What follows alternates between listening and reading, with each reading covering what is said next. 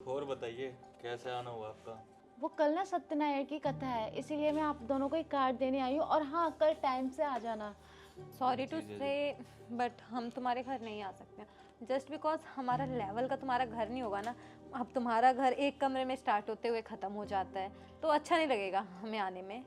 अंकिता, घर इंसान का छोटा हो या बड़ा, दिल देखा जाता है, नीयत देखी जाती है। तुम घर से क्यों कंपेयर कर रही हो? दिल देख के मैं क्या करूँगी? अब खुद देखो हमारा घर कितना बड़ा है और हम ऐसी जगह पे रहते हैं और तुम्हारे घर आके हम अपना स्टैंडर्ड और लेवल नहीं गिराना चाहते ना मुस्कान। अंकिता, शायद तुम भूल रही हो, तुम भी एक गांव की रहने वाली हो, एक छोटे से घर से ही होके आई हो। वो मेरी पुरानी बातें थी। हम मेरी ज़िंदगी चेंज हो गई है। मैंने अपने लाइफ का सही डिसीजन लिया, सही इंसान से शादी की और मेरी लाइफ पूरी चेंज हो चुकी है। तो अब मैं उस नर्क में दोबारा जाना तो पसंद नहीं करूँगी ना मुझे। एक जैसे दिन किसी के नहीं रहते। आज तुम्हारा अच्छा है, कल मेरा अच्छा आएगा। फ़र्क बहुत पड़ता है। हम मेरे दिन पहले बुरे थे, आज अच्छे हैं क्योंकि मैंने अपनी लाइफ का सही डिसीजन लिया। और खुद को देख, तेरे पहले भी दिन बुरे थे और शादी के बाद भी बुरे हैं जस्ट बिकॉज तेरे डिसीजन सही नहीं थे। तो मुझे नहीं लगता कि तेरी ज़िंदगी कभी सुधरने वाली है। तो प्लीज़ हाँ, अपने घर पे ना अपने लेवल के लोगों को ही इन्वाइट कर, हमें आने की ज़रूरत नहीं। और वैसे भी हम ये सत्संग, पूजा पाठ इन सब में बिल्कुल भी इंटरेस्टेड नहीं है। हम लोग वही पार्टीज़ के लिए क्लब, कैफ़े वगैरह जाते हैं, वो हमारे लिए सुटेबल है। भैया समझाइए ना अंकिता को, कैसे बेफजूल में बातें किए जा रही है, सुनती तो है नहीं है। मैं बोल रही हूँ सत्यनारायण की कथा रखी है कल, तो आ जाना टाइम से।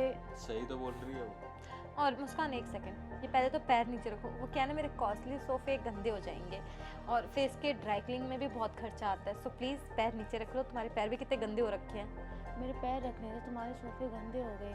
वो दिन तुम भूल गई, स्कूल टाइम जब एक साथ खेलते थे, मिट्टी में खेलते थे, एक साथ सोते थे, एक साथ सारी चीज़ें करते थे। और आज तुम्हारा सोफा गंदा हो गया मेरे पैर रखने से। मुस्कान, पुरानी बातें मत याद दिलाओ। बहुत ही डिस्गस्टिंग डेज थे वो मेरे लिए।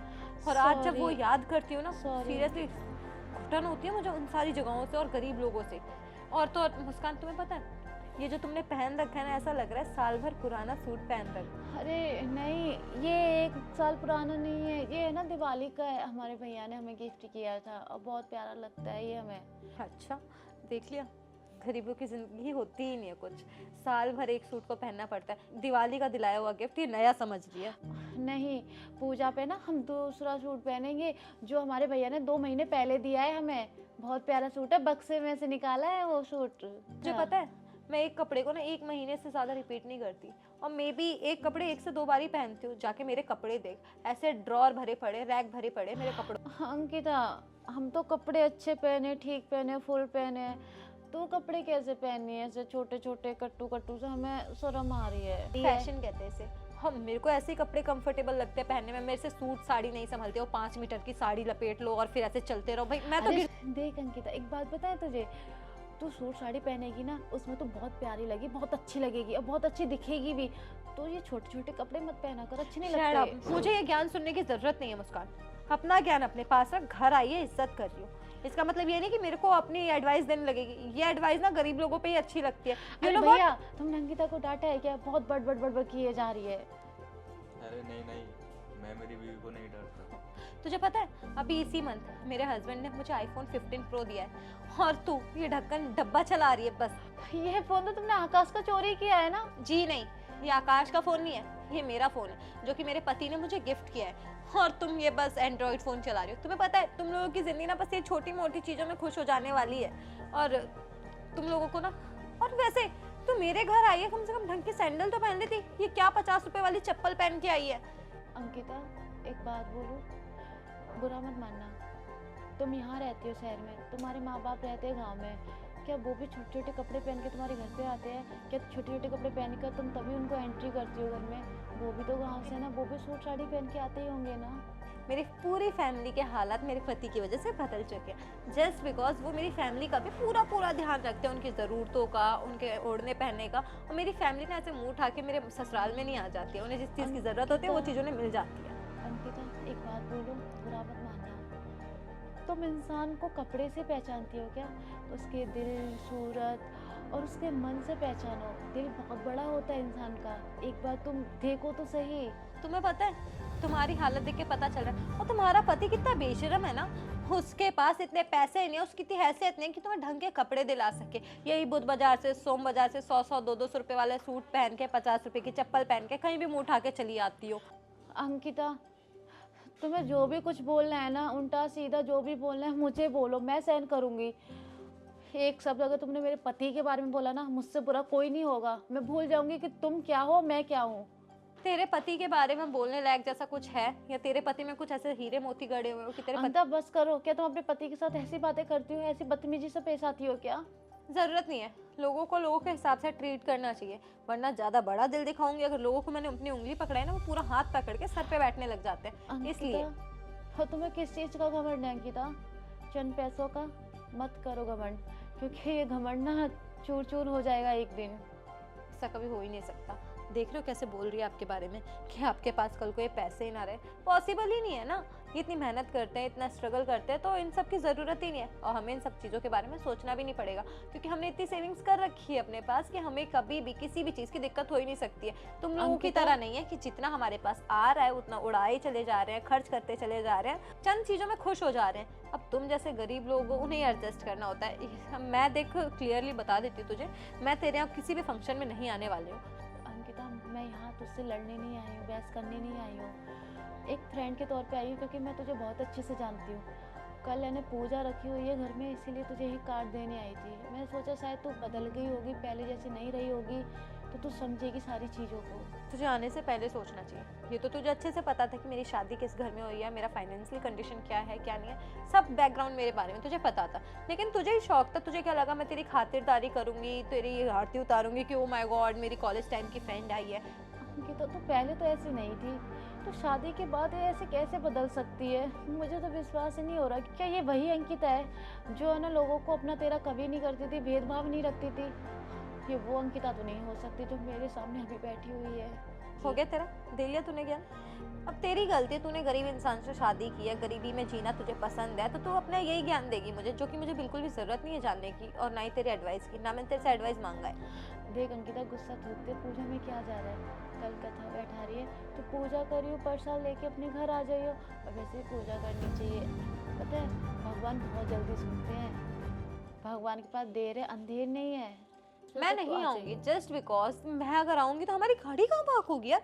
इसका एक कमरे का घर है, वहाँ पे हम गाड़ी पार्क करेंगे, वहाँ पे ऐसे झुग्गी झोपड़ी के बच्चे आएंगे, हमारी गाड़ी पे स्क्रैच वगैरह मारेंगे। मत कर, कब समझ में आएगा तुझे? एक दिन ऐसा आएगा अंकिता, ना तू घर की रहेगी ना घाट की रहेगी, पछतावा होगा। अभी कह रही हूँ, समझ जा। अब है, क्योंकि ना तो मेरी पहले जैसी हालत है और ना ही किसी चीज़ की सिचुएशन है। तो अब हर चीज़ होने के बाद मैं किस चीज़ का वो करूँगी कि किस चीज़ की कमी है मेरे पास कि तुम जैसे लोगों से बोल चाल रखूँगी। एक काम कर, तुझे ना यहाँ से जाना चाहिए। ये ऐसे नहीं जाएगी। एक काम करते हैं, इसे चाय कॉफ़ी दे देते हैं। राहुल, तुम एक काम क्यों नहीं करते, इसके लिए कॉफ़ी वगैरह या तो मेड से बनवा दो या तुम ले आओ बना के। तमीज में, मैं इस घर का मालिक हूँ, नौकर नहीं। और मैं तुम्हारी दोस्त के लिए कॉफी ऑर्डर करने जाऊंगा क्या? अब शायद तुम भूल गई हो, तुम इस घर की बहू हो। मुझ पर ये हुक्म मत चलाओ, जाओ यहाँ से। बना लोगे तो घर थोड़ी ना जाओगे। मैं बना लूँ? शादी तुमसे इसलिए करी है ताकि मैं घर का खाना बनाऊं। बाहर ऑफिस का काम मैं करता हूँ, है सब कुछ मैं संभालता हूँ। अब घर का काम भी रह गया ना।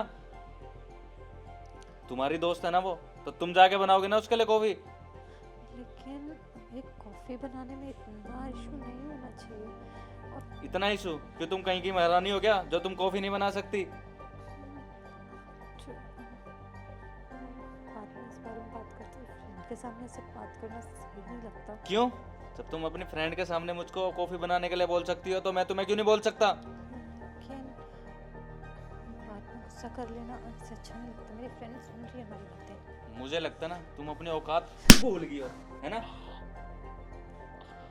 झुग्गी झोपड़ी से उठा के लाया हूँ तुम्हें, अपनी औकात मत भूल। इस महल में आने के बाद महारानी के रो भी बढ़ गए। साफ साफ मना कर देते, लेकिन ऐसे मुंह से एक और शब्द निकाला ना, जुबान खींच लूंगा। और आइंदा कभी कॉफी बनाने के लिए मत बोल देना मुझे। तू बहुत उछल रही थी कि बड़ा घर है, पैसा बहुत है, बहुत प्यार करता है मेरा पति। ये प्यार करता है तेरा पति तुझसे? तू बहुत उछल रही थी कि बड़ा घर है, पैसा बहुत है, बहुत प्यार करता है मेरा पति। ये प्यार करता है तेरा पति तुझसे? तुझसे लाख गुनी तो मैं बहुत अच्छी हूँ कि बेशक मैं छोटे से घर में रहती हूँ और मेरा पति बेशक मेहनत करता है, लेकिन इज्जत भी देता है, प्यार भी करता है। अंकिता, मेरा पति हारा हुआ थका हुआ बाहर से आता है और मैं घर में पड़ी रहती हूँ, कुछ नहीं करती हूँ। मेरा पति मेरे लिए खाना भी बनाता है और मुझे खिलाता भी है। तूने कॉफ़ी के लिए क्या ही बोला और उसने तुझे थप्पड़ रख दिया। अंकिता, तेरी ये हालत देख के ना मुझे बहुत तरस आ रहा है। हेलो।